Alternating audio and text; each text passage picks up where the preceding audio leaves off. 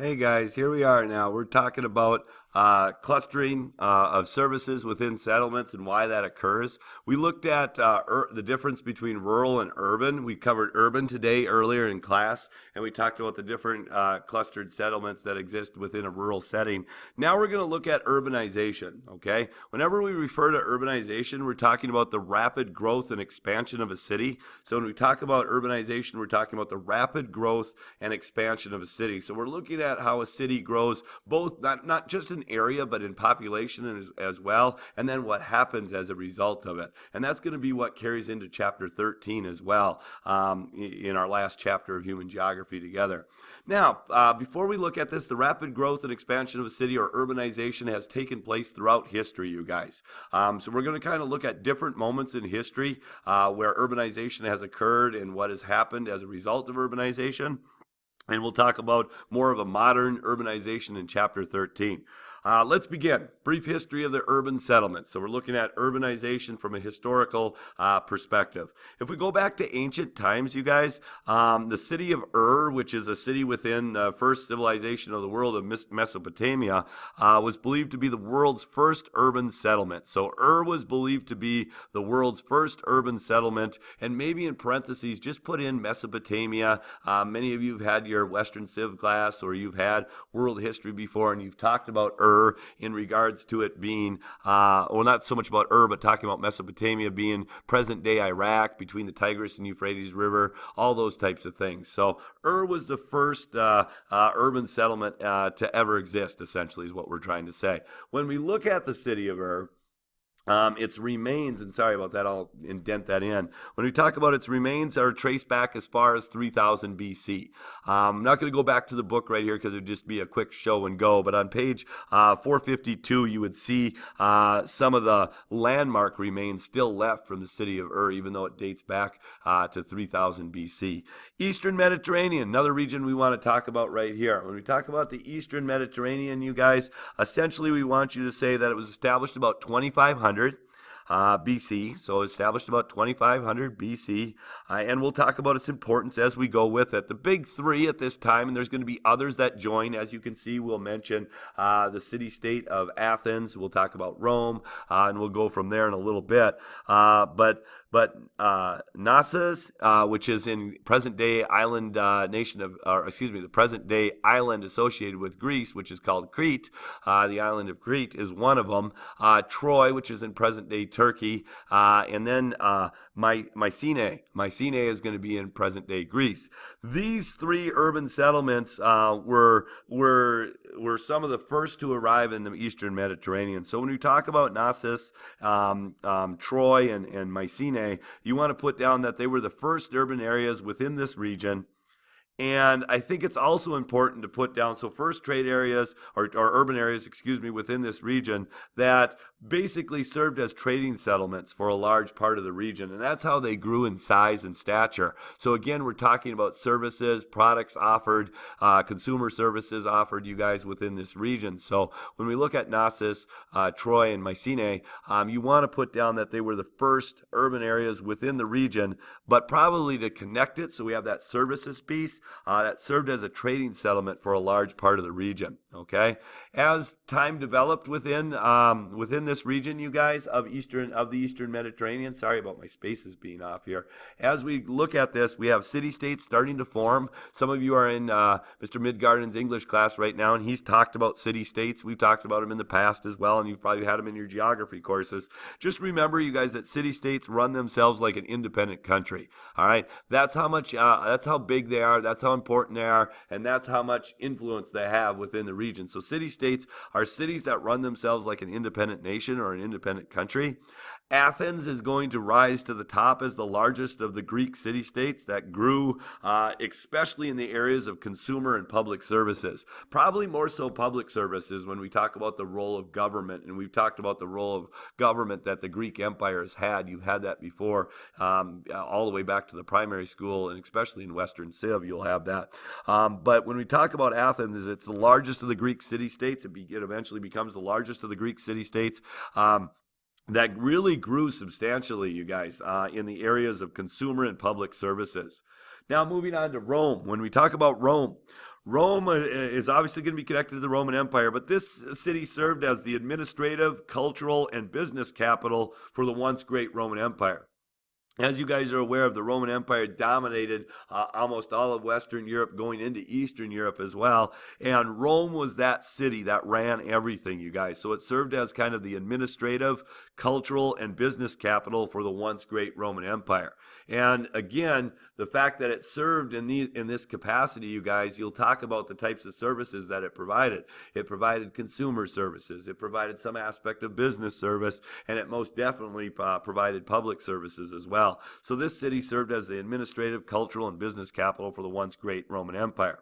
Okay, that's kind of our ancient history, and I'm sure there's other cities that we could touch upon, but again, just using the ones that were both offered in our book and probably are the best ones to use in making this connection of ancient urbanization with urban settlements, or just settlements that went through ancient urbanization.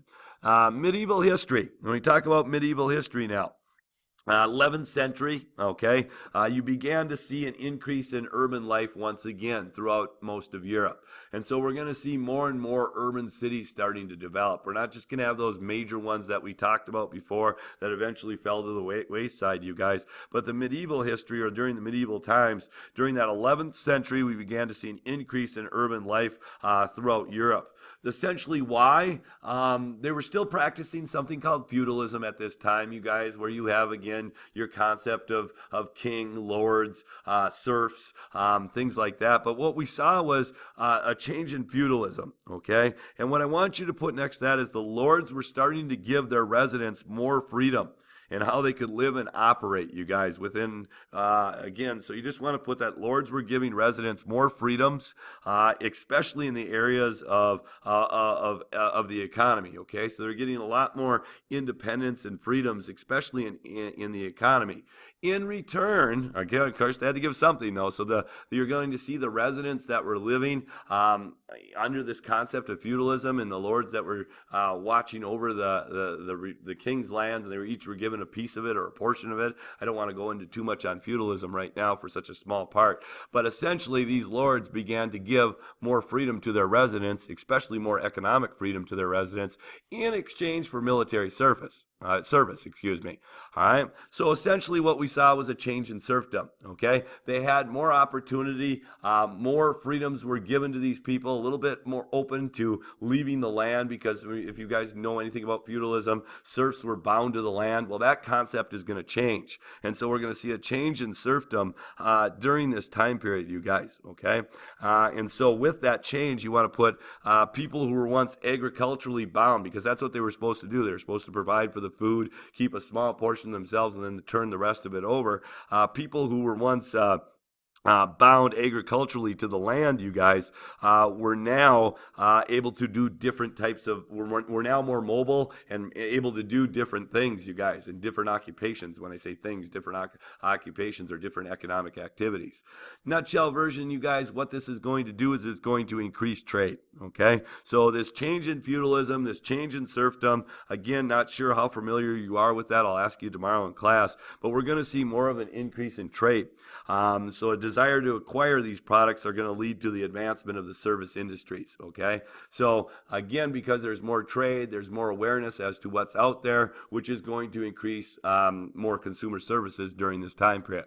All right, so that's kind of our historical approach about urbanization and urban settlements becoming more diversified, growing in nature, not just in size of the city, but in population and in the market as well. These larger settlements, like places like London, for example, are going to, during the medieval history, are going to become power centers, they were called back then. Today, you guys, we kind of refer to them as global cities. And so we had that first step towards global cities took place during this medieval times. And that's why we took the time to talk about that, okay? Now, moving on in regards to that, measuring urban growth now, okay? Talking about measuring urban growth. Increasing the total number of people. There's two ways that we measure urban growth. We do it through the total number of people, population numbers, the actual counting out of people from 1, 2, 3, et cetera, to a rising percentage of people. So there's two ways to measure urban growth. One is through the total number of people, and the other is through the increasing percentage of people. When we talk about the total number of people, we're talking about the total population population of urban settlements for the first time is going to exceed rural settlements in 2008. So when it says increasing total number of people, it wasn't until 2008, you guys, when urban populations in parts of the world began to exceed rural parts of the world as well. So we look at countries and we're starting to see that shift for the first time ever taking place in 2008. A quick fact to back that up, or a quick fact to go along with that, when we're talking about urban being larger than rural, we see this more, we're seeing this more and more in regards to developing countries have more people in its large urban settlements than they do in their rural settlements, you guys. So case in point would be Nigeria would be a great example, Lagos, Nigeria. We look at this intense amount of people that are living in this small, well, it isn't small, but in this urban settlement. We just have this huge amount of people. Mexico City would be another one. To further back that up, that claim where developing countries have more people in its larger urban settlements, you guys, 8 of the 10 most populated cities in the world come from developing countries. Only New York and Tokyo are the only two cities from developed countries that crack the top 10 in city population. So New York and Tokyo are the only two cities from developed countries, you guys, that crack the top 10 in regards to city population. All right. So if we look at here, you guys, and this is actually in the reading on page 454, familiarize yourself with some of these cities that you see. So you see Cairo, you see Delhi, you see Jakarta. Again, all from developing nations, high developing nations of the world, but still developing nations of the world, where New York and Tokyo are the only two in that top 10 list, you guys, not to, again, be connected to developing countries, okay? So we're looking at that as well. So make sure you go and read 454. Find the other 8 cities just so you can familiarize yourself with them. In fact, continuing on with the evidence that we're trying to show you, where developing countries have more people in their larger urban settlements, 44 of the 50th largest settlements, population-wise, you guys, are from developing countries, okay? The rationale behind this is something called rural decline. When we talk about rural decline, and again, I want to make sure that you guys get this, is rural areas in developing countries. When we talk about rural decline, here's the definition, you guys. It's rural areas in developing countries have a significant lower standard of living in comparison to their urban areas. So we see a lower standard of living within the rural areas in comparison to that same country's urban areas, okay? So again, when we talk about rural decline, you want to understand that rural areas in developing countries have a significantly lower standard of living in comparison to urban areas. And you can see I listed some of the things that is causing the rural decline to exist. So people in the rural areas of developing country are really, really struggling. They may be struggling in the urban areas too, but they're significantly struggling more in the rural areas. There's far less supplies. There's far less job opportunities. There's far less educational opportunities for themselves or their children. And so we take a look at that. So there again is when we talk about measuring urban growth through the total number of people, once again emphasize the fact that developing countries have more people in its large urban settlements than developed countries do. Now flip it around for increasing percentage, okay? When we talk about increasing percentage of people, we see a higher percentage of the people live in urban settlements in comparison to rural settlements, okay? So we see a higher percentage of the people live in urban settlements in comparison to rural settlements, okay? Quick fact to back that up, developed countries have a higher percentage of its people living in urban settlements. Again, you can go back to 454. Look at the map, you guys, that you can see on page 454. Again, slow here. You will see the darker the color, the higher percentage of people living in the urban areas within those regions of the world. And so again, we can make that connection, and we can make that claim that developed countries have a higher percentage of their people living in urban settlements in comparison to rural settlements. Stats. To back that up further along, page 454, we'll talk further about this, where 75% of developed countries, and again, I'm just reading right from your notes right here, so if you just want to pause and copy them down, you can. 75% of developed countries live in urban, whereas only, and we're talking about developed countries, whereas only 40% of developing countries live in the urban area. So 75% of developed countries' populations live in urban areas, in comparison to 40% of the developing countries whose people live in urban areas. Okay, big reason for that, and sorry about this, it's got changed right here, it got kind of messed up. Big change in economic structure. The reason why developed countries have such a high percentage is there's more manufacturing and service industries than ever before. I ran out of room for the before piece, but there's more manufacturing and service industry jobs than ever before. Also, we see a change in agriculture. We don't need as many workers on the farm. You still need farm laborers, no question about it. But due to mechanized labor, you guys, we have fewer and fewer people that are getting employed on farms than ever before. Okay, so that's one area that we're looking at. Now, continuing, the bell rang there. Sorry, so I had to lock the students out. But anyway, differences between urban and rural settlements. All right, what you want to put down right there, and we're going to finish this up real quick right here, you guys. And sorry, I'm losing my track because all the classes coming in right there. So when we talk about differences between urban and rural settlements, we are seeing basically geographers have made connections to see how life in urban areas is different than rural areas. That's what we want to talk about, how life is different in urban areas in comparison to rural areas. In regards to larger population, I'm going to do these real quick, you guys. In regards to larger population, it's a less personalized relationship within urban areas in comparison to rural areas. So there's a less personalized, you aren't seeing people you work with as commonly as you do in the rural areas, okay? People that you work with aren't necessarily the people you relax and socialize with as much. So we're seeing less personalization. It's more contractual obligations being fulfilled in the urban areas in comparison to rural areas. When we talk about high density, we're seeing an increase in the spatial inequality is greater in urban areas than in rural areas. So spatial inequality is greater in the urban areas than the rural areas. That's something you want to put down. If you forgot what spatial inequality is, it's a large gap between the rich and the poor. All right, so it's a large gap between the richest of the rich and the poorest of the poor. And what happens as a result when that gap gets wider and wider and wider, the effect that occurs is we see an increase in both crime and economic competition, or we see an increase in economic competition, which can lead to crime, you guys. So that's what we're looking at.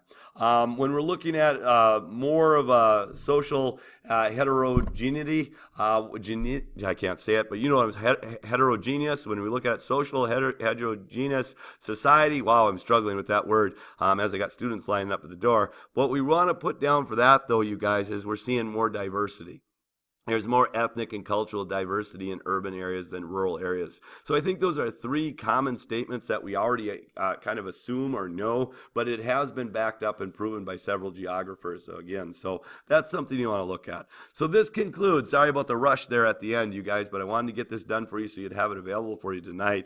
But we will see you tomorrow. Any questions, we can talk about it tomorrow in class. Have a great evening.